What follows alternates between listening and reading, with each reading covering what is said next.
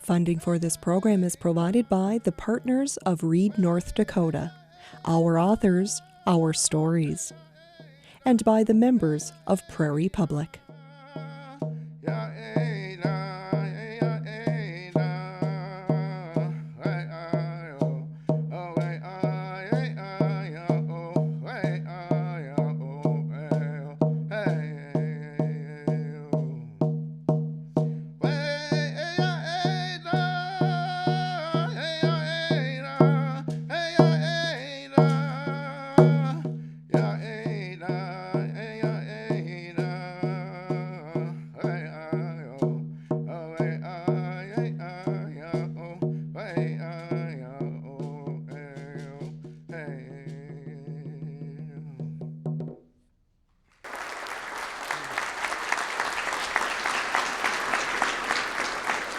Thank you very much.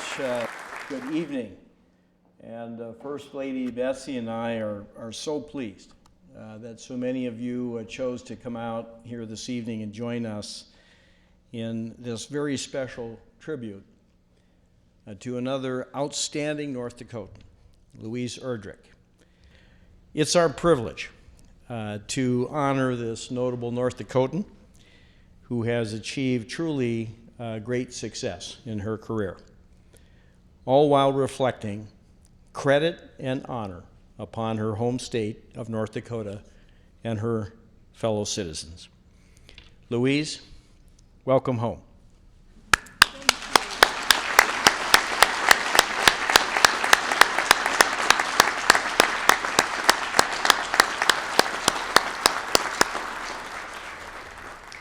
And it's only fitting that we be right here in her home community of Wahpeton, in front of family, friends, colleagues, and those whose lives have been touched by her strong spirit and her compassionate heart.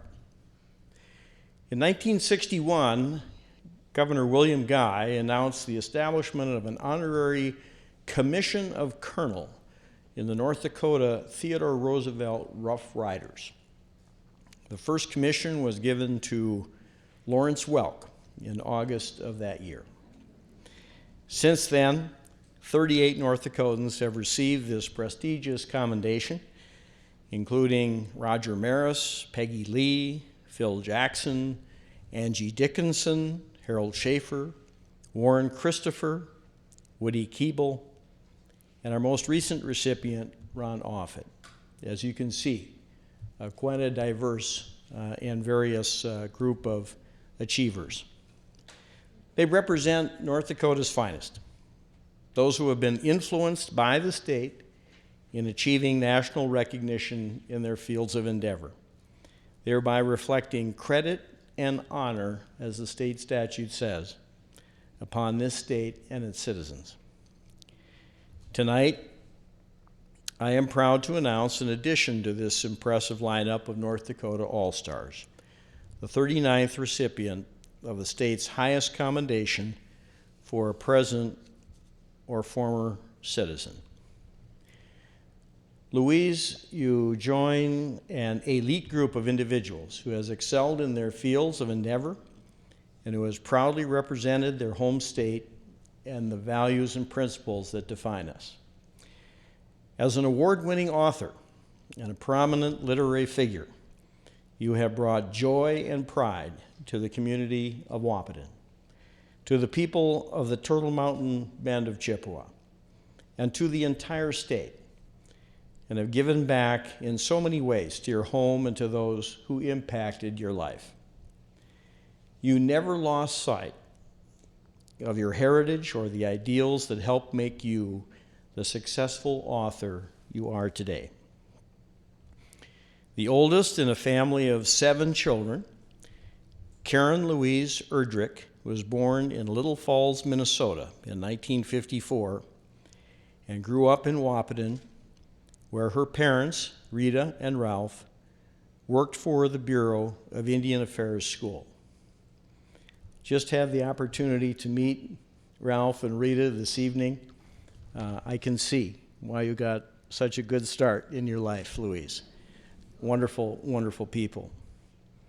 By the way, someone came up to me the other day and said that I should say hello to his old schoolmate, Karen.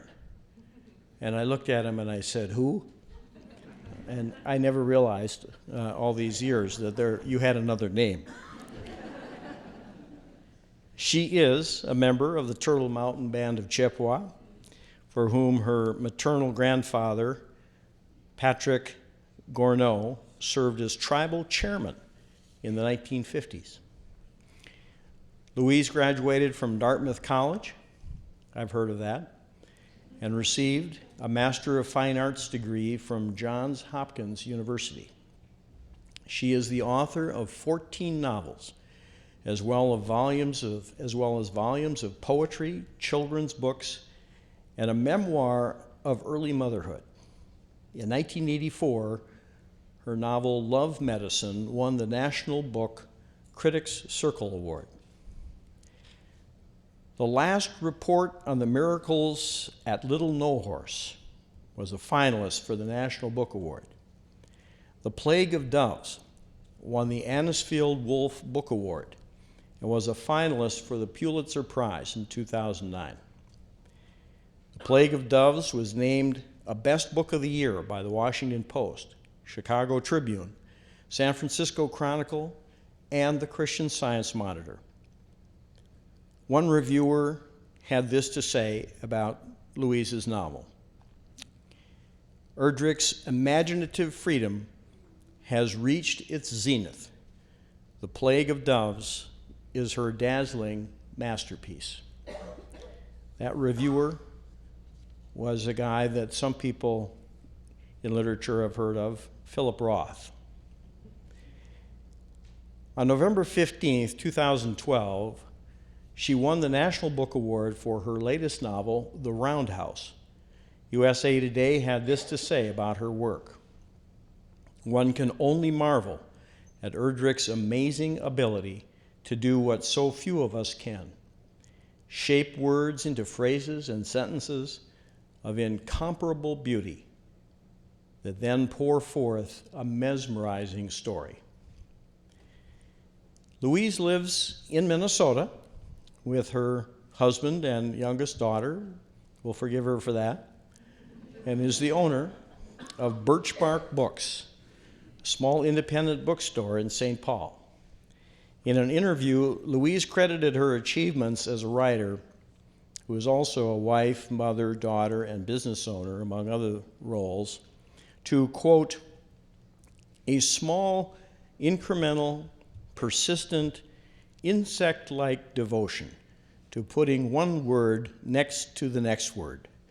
It's a very dogged process. In one of her poems, Advice to Myself, she wrote, pursue the authentic. Decide first what is authentic, then go after it with all your heart.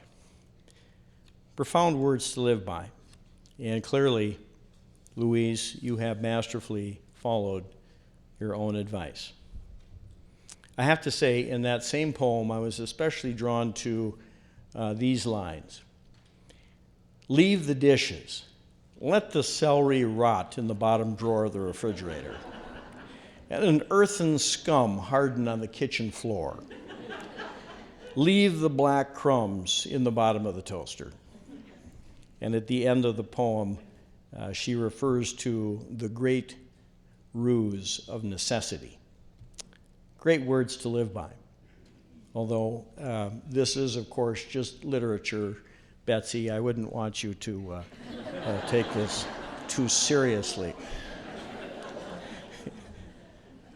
As I mentioned earlier, Louise is a member of the Turtle Mountain Band of Chippewa and has proudly represented the tribe and promoted her Native American heritage throughout her career. We are honored to have with us tonight Zelma Peltier, a councilwoman with the Turtle Mountain Band of Chippewa, who will bring remarks on behalf of the tribe. Zelma?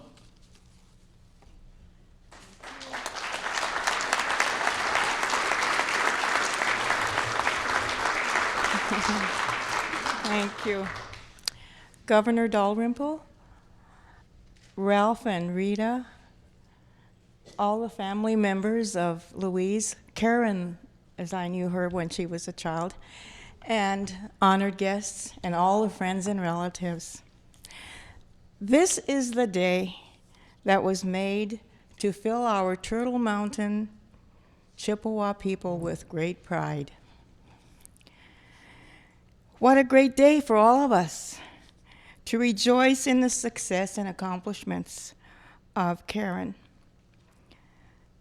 I offer congratulations from the Turtle Mountain Tribal Council, and sometime in the near future we will deliver a proclamation, Louise Erdrich Day. So I hope we get to see all of you.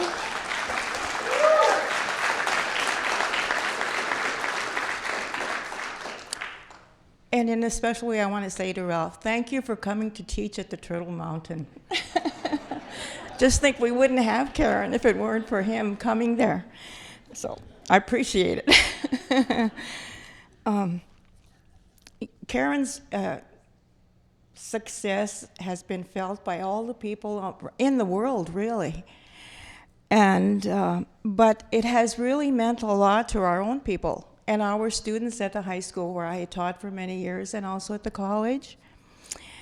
And they were able to connect with the characters and the events and the experiences of those books, of those stories. I'll just give you one little example. One night, I was at a wake at the church, and one of my students came up to me and we started talking, and she said, you know, this is just the kind of weather that Louise was describing in her book, Love Medicine, when she talked about the Chinook winds. And it meant so much to this student. I mean, those books came to life for so many of them. And they could really say that this is a part of me too. And so I know they were all appreciative. So that's just one little example. And as Louise was growing up, she influenced many of the people around her. And I know that my sister Bernice and her family who lived here in Wahpeton all admired her. And well, the whole family really. And Bernice used to say, I want a daughter just like Karen. Because she's so ladylike and so well behaved. So we prayed for a daughter, and they did get a daughter, but she didn't end up like Louise. So anyway, I mean, she has made a success in her own way, but she became a real tomboy because she had those 3 older brothers who, influenced her even more so. So I would like to say congratulations to Louise and her parents and everyone here. And I want to say that I hope that we get to enjoy more of Louise's writings in the future. Thank you so much.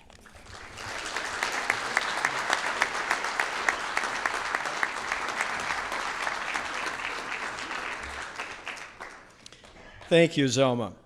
Next, I'd like to bring forward Hyde Erdrich, Louise's sister, to share with us some personal and professional reflections on behalf of the family. Hyde?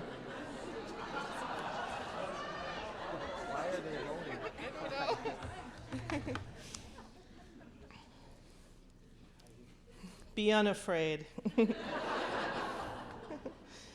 I don't know why they asked me. I'm one of the younger ones, but I think it was my early training at St. John's to get up and read that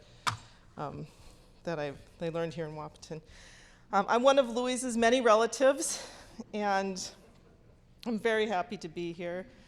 Buju and Denawea Maganidok, Buju and Nishnabedok, Nimwendemomo Mayayan.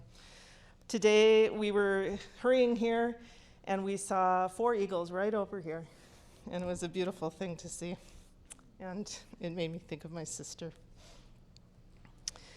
I've been asked to say a few words, and I was given the instructions on behalf of family, personally, and literally as a literary sister. It wasn't quite like that, but I feel I'm a co-conspirator, a literary co-conspirator occasionally with Louise, as we have worked together to present the Turtle Mountain Writing Workshop on several occasions. I think we did it 8 times together, and we've done many other things together. I also wanted to say, just in listening, seeing all these relatives and friends, it's just so exciting. And I wanted to say that I always wanted to be like Bernice.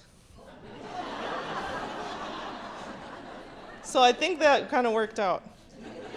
It might skip a generation, though. But it is so good to see friends and family here to celebrate Louise. It's just a wonderful, wonderful thing.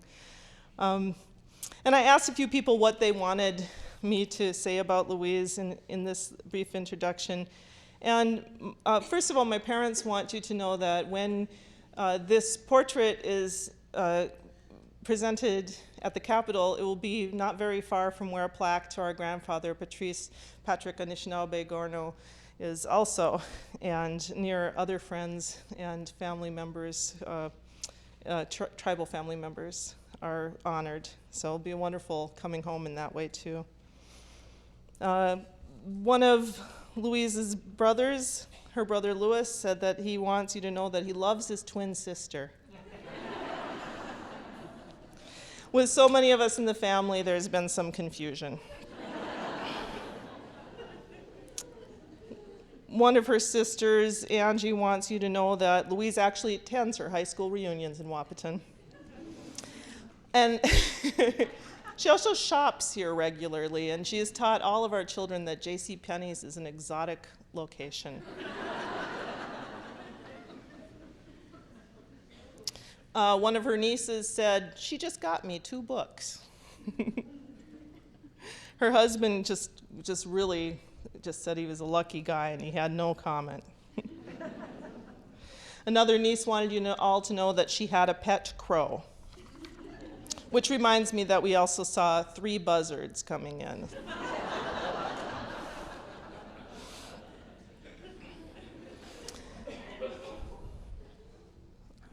Our whole family is proud of Louise. She's the eldest of the 7 of us. And if you think it was only just the 7 of us, I don't remember a time when it was. There were always other children, friends, relatives in our house, and she's been our guide and inspiration all these years. She showed us the lessons of our wonderful parents, Ralph and Rita, and our grandparents on both the Erdrich and the Gorno side, and of all our dear relatives and tribal relatives. And more, she shared her talent, her kindness, and most importantly, her generous spirit. And it sounds like Louise is a saint. This is true, but she shared her vices with us too. Her vices are minor. She likes licorice, lemon meringue, and popcorn. She buys in bulk. She's a sucker for a thrift store bargain or a lost cause. Of course, she takes her vices and makes them virtues, which is the sign of her true genius. She's a natural teacher like her parents, but what is she teaching, and what is teaching if not storytelling? When we were little, our big sister Louise told us the most amazing and often terrifying stories. How lucky were we? Like Louise Erdrich told us stories.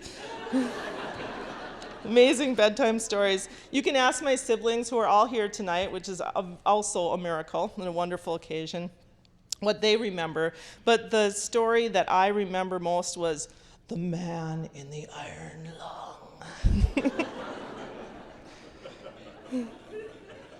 She was a role model to us, and she took us to work. I remember her in her burnt red-orange lifeguard swimsuit. And I remember her working when they were building the overpass for I-29. She took us out there. I don't remember who was with me that day, but we got to sit in the little stool and watch the gravel trucks. And at some point, she actually put us in one of the trucks with one of the truckers. There were always life lessons. Eventually, I got to spend time with Louise when I was a teenager while she was working, at the Circle News in Boston as a photographer and editor. And it's no wonder that I ended up becoming a writer like my big sister. Not a trucker, I don't. Angie remembers admiring her as a cheerleader and a homecoming queen. And Angie was cheerleader and snow princess, I think, something like that. But Louise is more than a writer. She runs Birch Bark Books, an enchanted place where, contrary to common thought, I am not co-owner of this amazing place in Minneapolis. I have all the fun and no responsibilities whatsoever there, and she takes on all of that, and it is considerable. It's a community service to Minneapolis and beyond, providing books to tribal colleges, elementary schools, making the idea of Native American literature central, mainstream, and an important part of the larger community. In this, she upholds free speech, nothing less, and I completely admire her for it, because it's not easy, and I don't think it's ever made a profit. She also committed herself to founding a fund, the Birch Bark House Fund, to support Indigenous language revitalization. And out of that fund, we formed together Weegwas Press, which is an Indigenous language publisher, and we've published a number of books. One of them, a multilingual Ojibwe book. We're about to publish our second monolingual Ojibwe book, which has won prizes from the Library of Congress and also been used in classrooms. So it's an amazing thing that she has done for all of us. Many know of Louise's accomplishments in literature as formidable, and I can think of them as astonishing and boggling if you know the daily demands on this woman, who has, we recently heard it said, too many children to count. And she remains the best of relatives, a force in family, a force in community, a force in literature, a force of nature. We know all of our family, our tribe, and our town are proud of her tonight. And I can't wait for the Louise Erdrich Day at Turtle Mountain. I want to be there. So I'm very happy, I think, now to introduce Colonel Louise Erdrich. We all thank you, Miigwech.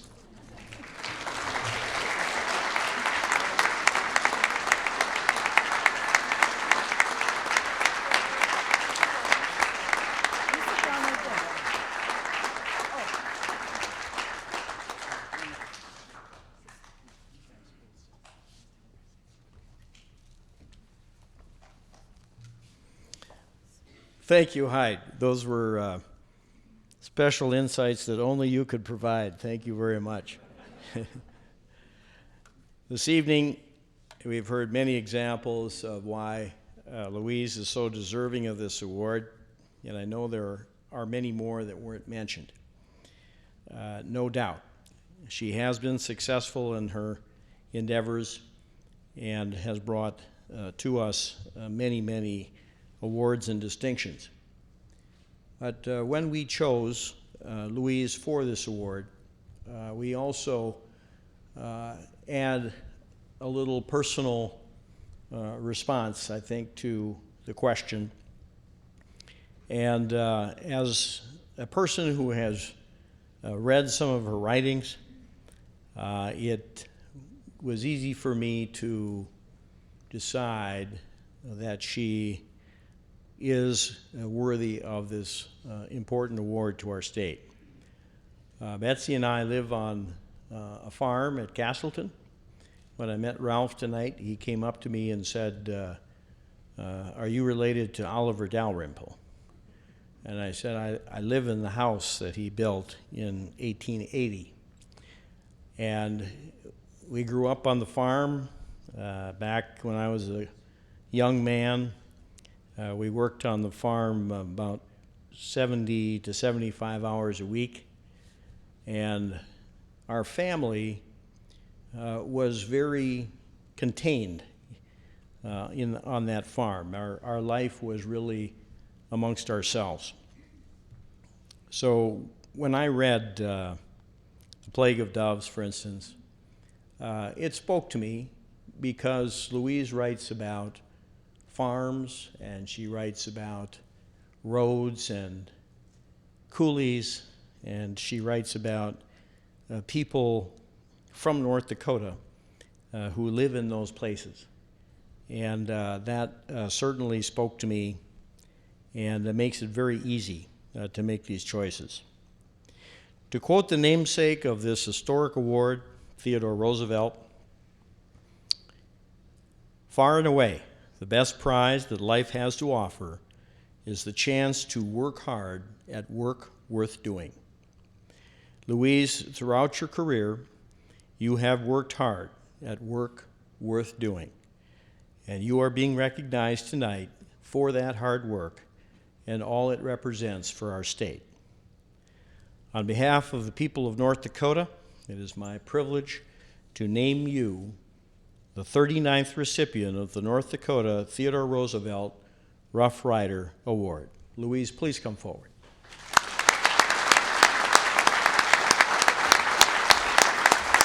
Well done.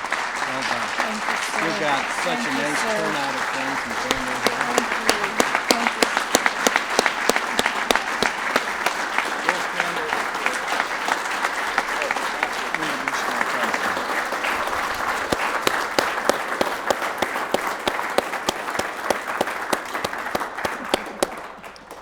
And now for the big moment to unveil the portrait of Louise that will hang in the state capitol as a lasting legacy of her achievements. I'd like to bring forward Secretary of State Al Jaeger and Merle Poverud, the Director of the State Historical Society, who serve on the selection committee with me to assist me with the unveiling. Louise, come on over where you can be the first one to see it. Sure. Okay. All right.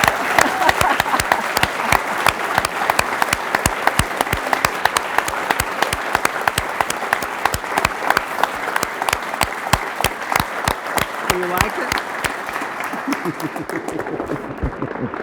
I think it's beautiful. Very nice. And a couple more little things. Louise, I think it turned out great. I hope you like it. I want to also present you with the print of the portrait, which is what you get to keep. Unfortunately for you, this must stay in the Great Hall of the Capitol. And I also want to present you with your own sculpture of Theodore Roosevelt. No kidding. I'll turn this around first.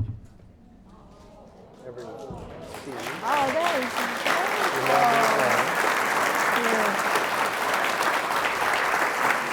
And we'll get our picture taken. Oh.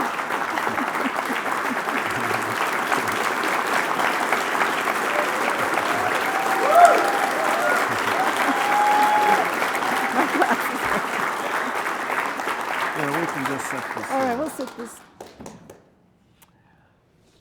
I'll let you take over. All right, I'll take. Here, I'm going to take this. All right. Before I start to speak, I'm so moved by this portrait. First of all, Jody told me I could be any age I wanted in the picture. Yeah, Anna, what would you do? It's my classmate, Anna. But I just want to describe a few things that are so moving about this picture. Besides, I got my lucky earrings are on, but the house in the top was the house, the old house where my mother grew up on the Turtle Mountain Reservation. It was built in 1880, so it's one of the oldest structures existing in North Dakota, and it made of hand-hewed oak. And my husband and I were married there. And there's a heart right on the top that my children and mother put together with flowers. Beneath that is an example of my great-grandmother Eliza Gorno's beadwork. And she used to go back and forth on the train and sell her beadwork. And that's one of the few examples, that piece and the next piece underneath, those are some of the few examples we've got, because she had to sell the rest to help feed her family. The person in the jingle dress is me, but the jingle dress itself exists. It's its own spiritual self. And it was made for me by Denise Legimodir, right there. And it has carried me through many hard times and many wonderful times. And so thank you, Denise. I'm so excited to see it. And then the person on the bottom, never thought she'd be standing here with all of you. Thank you, Governor. Thank you so very much. And now I'm going to start saying everything I have actually written down.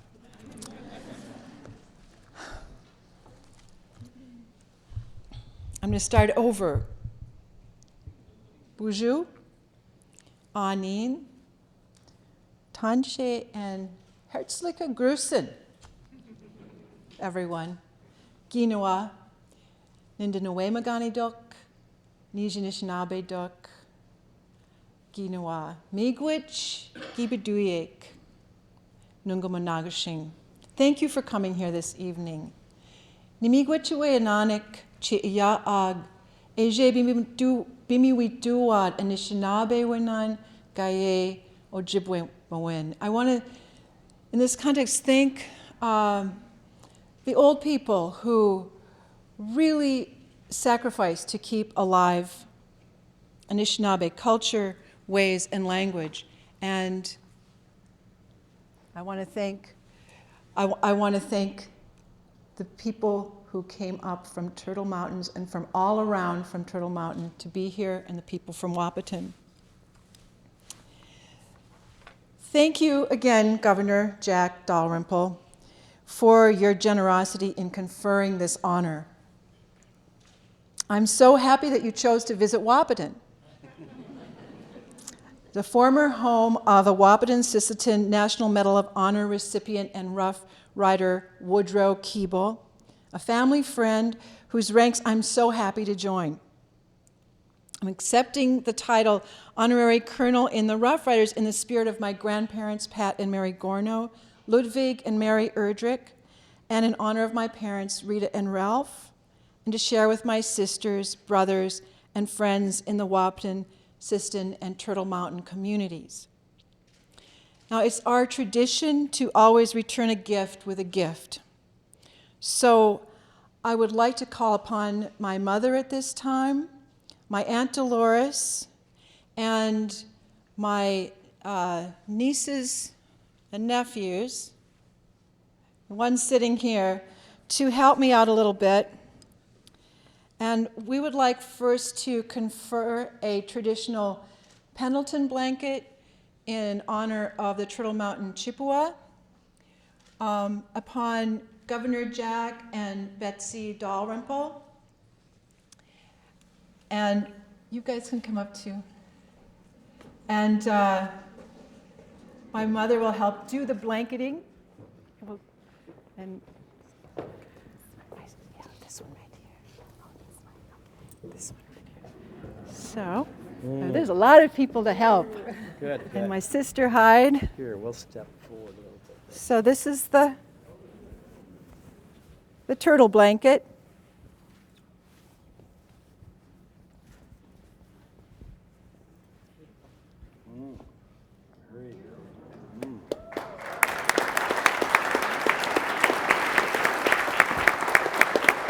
Do you want to help? Do you want to come up and put it around them? Do you want to help put it around them? Sure. All right. Will you stand together?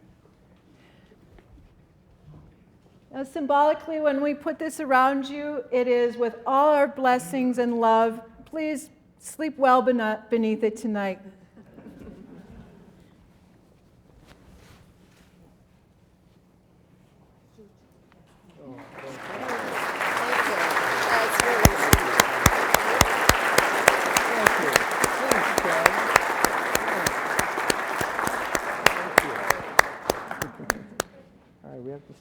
Now they're going to walk back together. It's part of the whole ceremony. They have to sit down together. Oh, you can take it off. We're gonna get you in a bind here. All right, but if you want to stay together under it, oh, please do. Next, I'd like to call up Jody Link, please. Jody gets one. Thank you. Thank you, girls, guys, thank you. Jody Link.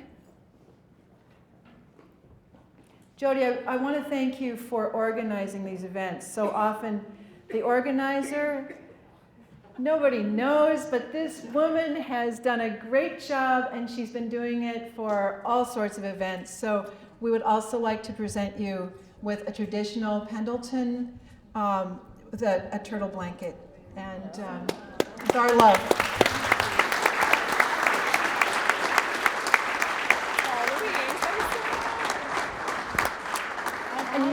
You don't have to keep this on either. You I can am take so it out. honored. Thank you so much. Thank you.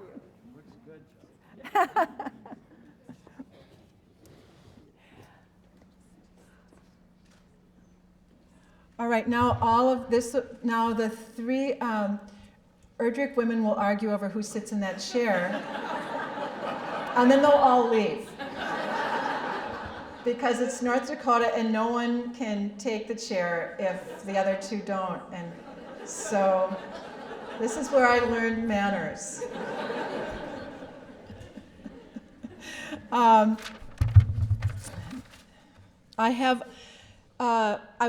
also going to, I would like to present some other gifts later, but that will be at the reception at the Red Door Gallery. I brought lots of books. Surprise. I'm going to read a little bit tonight, not a lot, but 3 pieces. And they are all, I think, pieces that could be only, they could really only happen in North Dakota. That's why I chose them, all right? This first one is dedicated to my father, Ralph Erdrich. It's called Living Dangerously. Although my parents were so concerned for my personal safety that they constructed a padded helmet for me to wear while learning to toddle, they nevertheless had the courage to introduce me to controlled and joyous dangers. In 1965, my father, who ardently loved winter fun, invented ditch skiing. It's just like water skiing, except the boat is a car and the water is the frozen snow. It is a sport that can only be done, of course, where ditches flow endlessly beside straight, flat roads, where snow is boundless and there's no other cars or fences. North Dakota was perfect. I stood in the snowy margin of the road with my skis strapped on. My father tied a long hemp rope to the bumper of our car. I grasped the knotted end, held on, determined not to fall or let go, unless, of course, I did fall, in which case I must let go. Otherwise, I was told, and I was certain I would be killed. A moment of anticipation held. Then my father, in his battered white army parka with the scruffy fur collar, got back in the car, rolled down the window, looked back, and waited for my signal. At my shout, he started the engine. At my nod, he took off, looking back at me, forward at the road. Slowly at first, then faster, faster, he drove into the white distance. The sun stood directly over me, magnetic and pale. The small, even, wind-blown waves of snow wrapped angrily beneath the scratched wood of my skis. Cold snow dust stung my face, and the tow rope was a lifeline, another kind of cord connecting my father and me. During the next few years, I turned into a preteen and a teenager who insisted on wearing nylons to walk to school on 40 below mornings. I endured frostbitten ankles, prayed at night to be popular, practiced smiles and frowns before the bathroom mirror while my younger brothers and sisters hammered on the door. And took up the less physically demanding but more complex sport of winter skating. I skated with my father. He taught me jumps, turns, and we attempted to ice dance, joined arm in arm, spinning and practiced control. With his strength behind a turn, I could vault into the air. In his protection, I leaned on perilous edges. For my winters of living dangerously were preparations for survival, and he was always behind me. I still see us arm in arm in our old black coats, our dull skates pinching as we skated the figure eight, the symbol of eternity, over and over on new ice, until the white marks cut deeper, deeper, a chalked Mobius of love.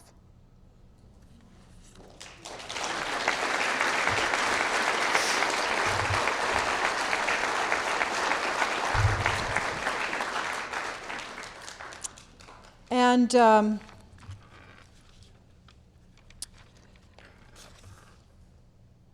now, oh, I've got something down there I have to pick up in a minute, but this one is The Python's Kiss. This piece was inspired by a truly wonderful event that occurred at my childhood grade school. I went to Zimmerman School and then to St. John's, where I was taught by terrific teachers, including the extremely gentle and kind Father Mihawk.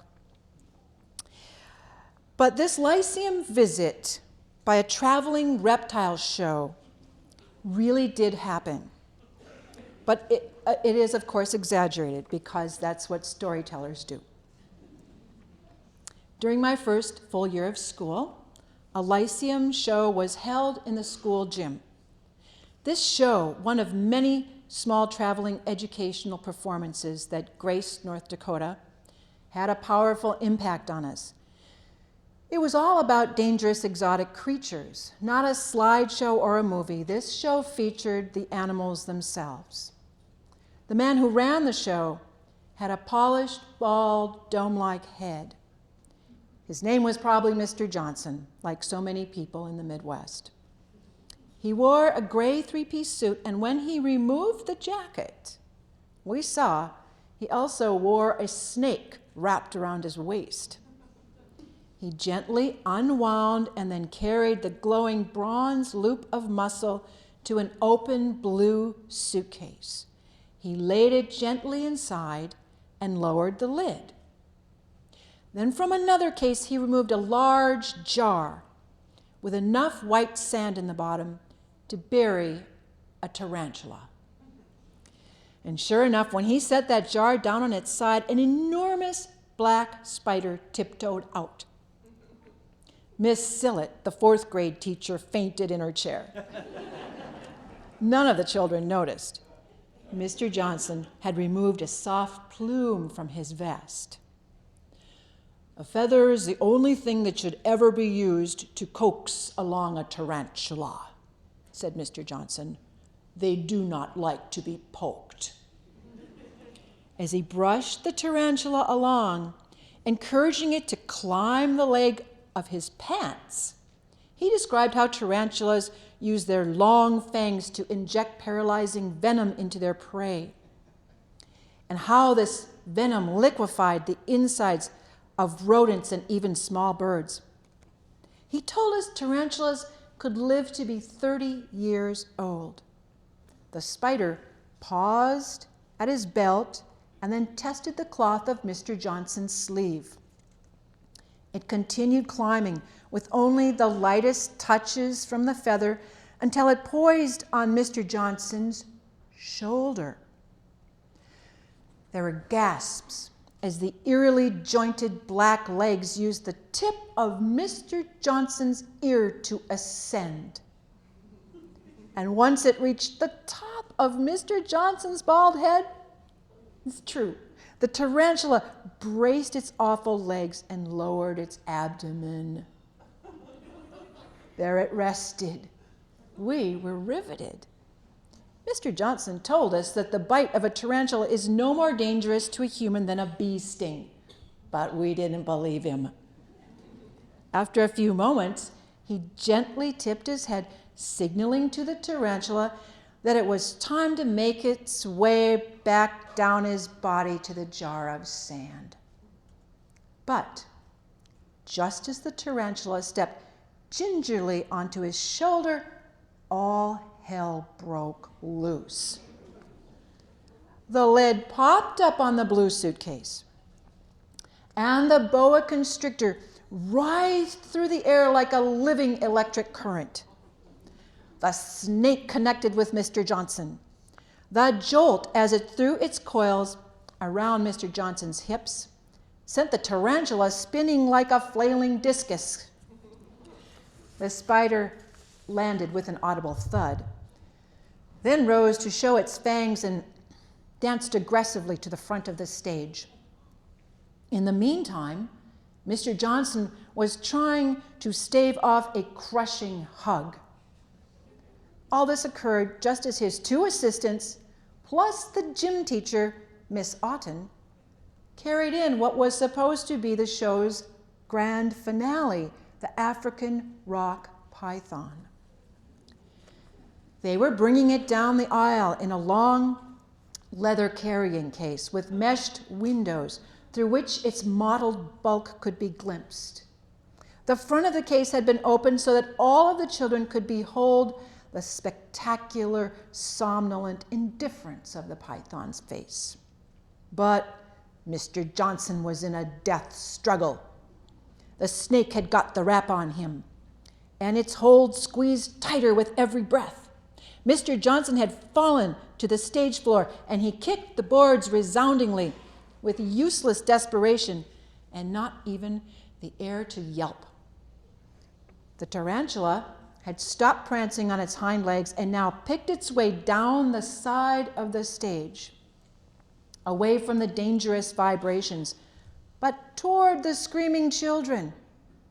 At that point, the three people carrying the long python case dropped it and rushed to the assistance of Mr. Johnson. They vaulted onto the stage and were engaged in prying off the boa constrictor when the python glided into the mob of children. Like many of the children, I was now standing on my chair. But the cheap tin folding chairs were rickety, and children were crashing off right and left. The teachers didn't know what to do. They were picking up children, shoving them toward the doors, and trying to revive Miss Skillet. One was holding a collapsed chair to hold off the tarantula. The python slid among the chair legs, and as in a nightmare, I fell right before it. I looked up straight into its wise, primordial face. The tongue flickered, sensing the currents of pandemonium, and then its forked tip touched my cheek. That's all. It did not open its hinged jaws to try and swallow me whole. It moved away, but I thought perhaps I would be marked forever with the python's kiss.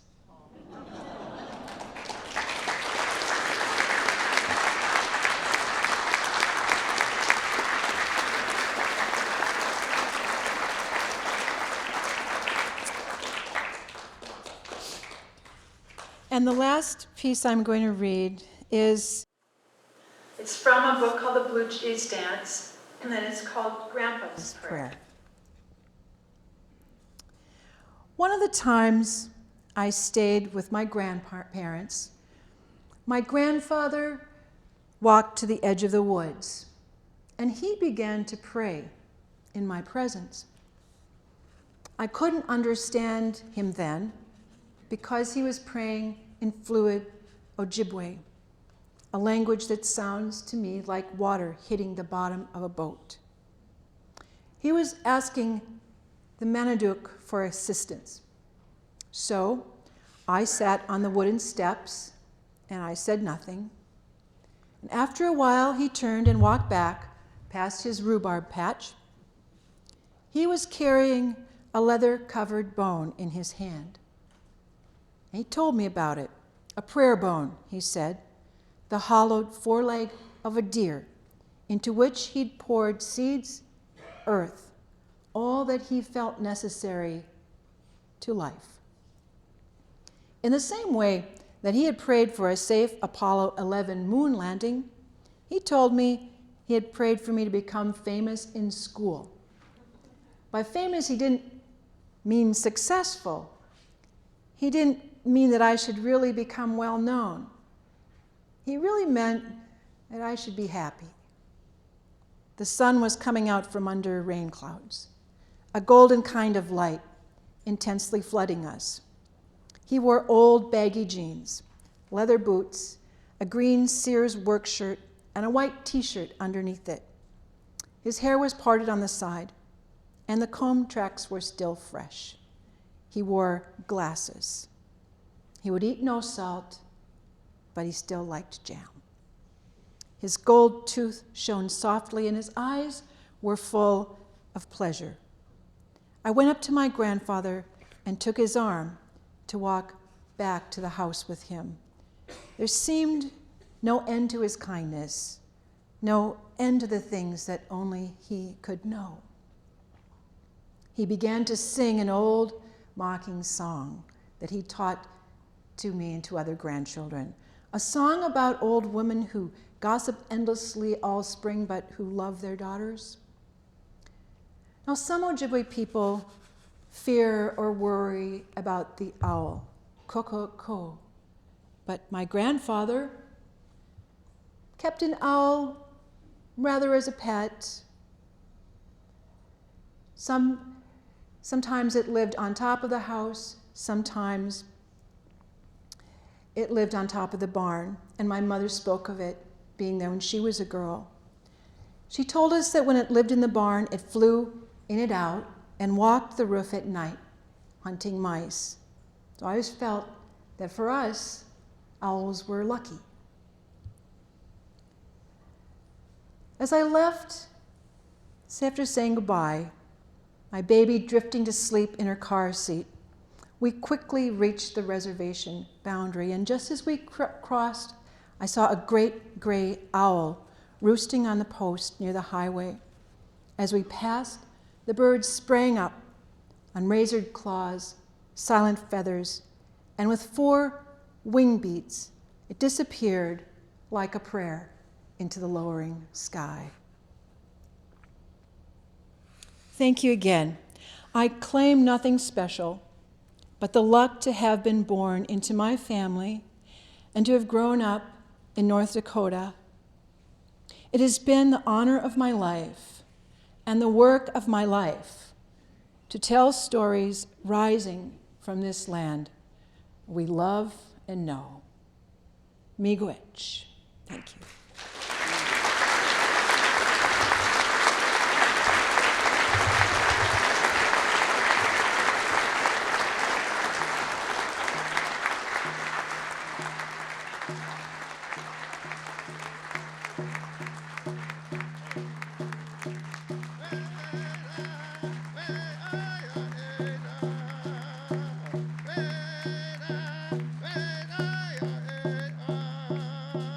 Hey!